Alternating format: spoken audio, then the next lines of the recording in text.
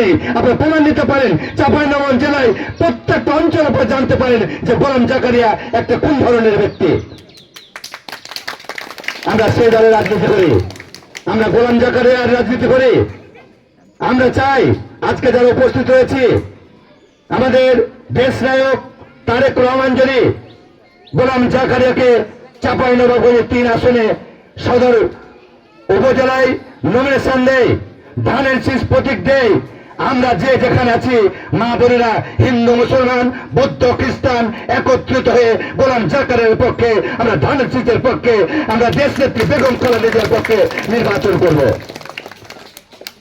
আমরা আরো বলেছি গোলাম জাকারিয়া জাকা ভাই, তার নেতৃত্ব সঠিক নেতৃত্ব, তার মধ্যে কোনো 2 নম্বরই নেই। যেই নেতা রাজনীতি আমরা করছি তার মধ্যে কোন রকম দুর্নীতি পাবেন না। আজকে দেখেন কেন্দ্র থেকে বলে দিয়েছেন, গোলাম জাকারিয়াকে বলেছেন আপনি 5টি থানায় কাজ চালিয়ে যান, নমিনেশনের দায়িত্ব আমরা, আপনি আপনার সঠিক জায়গাতে কাজ করেন, নমিনেশন যদি পাবেন সেই নমিনেশনের ধানের শীষ প্রতীক নিয়ে আপনি চাঁপাইনবাবগঞ্জ জেলায় এই 3 নম্বর উপজেলা আপনি সদর উপজেলায় আপনি ভোট করবেন। আপনারা ওনার জন্য দোয়া করবেন, ওনাকে আপনার সবাই দোয়া করবেন, হিন্দু মুসলমান বৌদ্ধ খ্রিস্টান। এখানে দেখুন আওয়ামী লীগ সরকার ক্ষমতাতে ছিল, বলবেন কোন সনাতন ধর্মাবলম্বী যারা এখানে আছেন কাকে কি দিয়েছে, কে কি পেয়েছেন।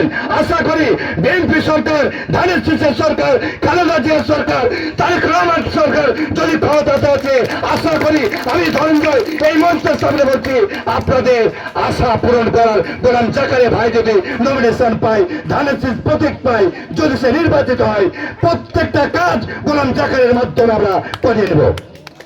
এটা আপনাকে প্রতিশ্রুতি দিচ্ছি। আমরা এখানে জাতি ভেদাভেদ করে দেখবো না, আমরা সবাই মানুষ, ঈশ্বরের শ্রেষ্ঠ জীব হিসাবে আমরা পরিচিত। আমরা মানুষের লক্ষ্যে কাজ করব, আমরা দেশের স্বার্থে কাজ করব, আমরা বাংলাদেশের এই ধানের শীষের পক্ষে কাজ করে আমরা যাতে করে দেশের উন্নয়ন করতে পারি, দেশকে যেন একটা ভালো জায়গায় নিয়ে যেতে পারি, এটা আমাদের মূল উদ্দেশ্য।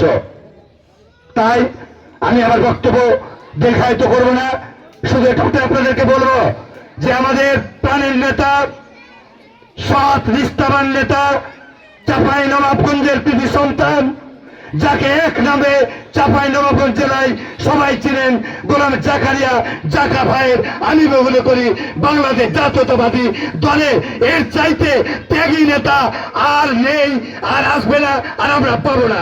এই নেতাকে আমাদের আগামীতে প্রয়োজন আছে চাঁপাইনবাবগঞ্জ জেলার উন্নয়নের জন্য, কাজের জন্য, ভালো কর্মের জন্য। এই নেতাকে আমরা চাই, আগামীতে প্রমাণ করব।